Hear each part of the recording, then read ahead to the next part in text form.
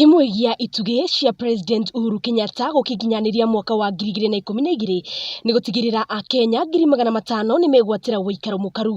Mwerekera-inĩ ũyũ kambuni ya waki wa manyũmba ya Uswazi Front igoka na mũtaratara wa kũhotithia Akenya arĩa merirĩte kũgĩa na imamo njega gũkinyanĩria iroto ciao matekwĩgũmĩra kĩmũhuko kũrĩa kambuni ĩno rĩu ĩkurugamirira ngarama yothe ya waki. Riboti ĩno nĩ ĩrahinyia makĩria.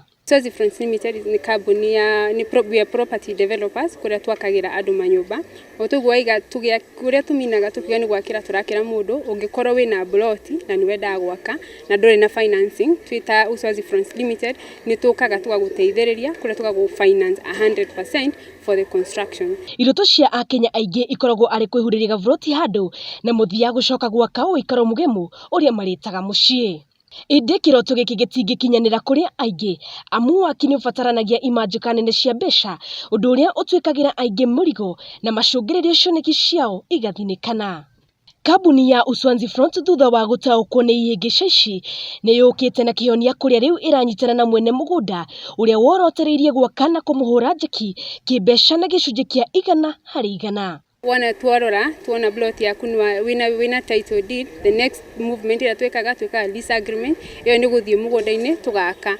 Kambuni ĩno ĩrĩa ĩkoretwo ĩkĩruta wĩra ũyũ gũkũ bũrũri-inĩ kwa ihinda rĩa mĩaka 9 rĩu ĩrabatara o maratathi ma kĩwatho ma kuonania mwene mugunda na thutha-inĩ gwĩkĩranĩra ngirimiti ya ũnyitanĩri ũyũ. No before twakĩte tukaingĩra na agreement na mũthikĩrĩria harĩa tũgũkorwo tukwandĩkanĩra tuiguithanĩrie tondũ nĩtwagu finance 100%.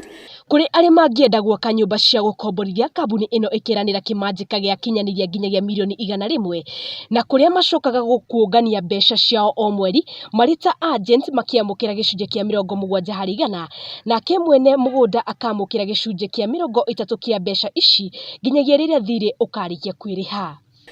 Rent wona andu maigera tondu nyumba ni agunu ko ikiriha andu wona maigera tuoyaga rent tugashare nawe tushiaga in 70-30% we ukuoya 30% na ithuĩ tita Uswazi Front Limited tuoe 70%. Mũbango no ta ũcio ũkĩrũmĩrĩra makinya otamaya ũkĩenda gwakĩrwo nyũmba yaku kĩũmbe ya gũikara.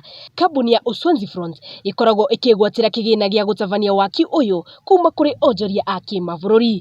Ngĩribotera Gĩkũyũ TV ciĩgiĩ wonjoria, niĩ rĩtwa rĩakwa nĩ Wambui wa Icũgũ.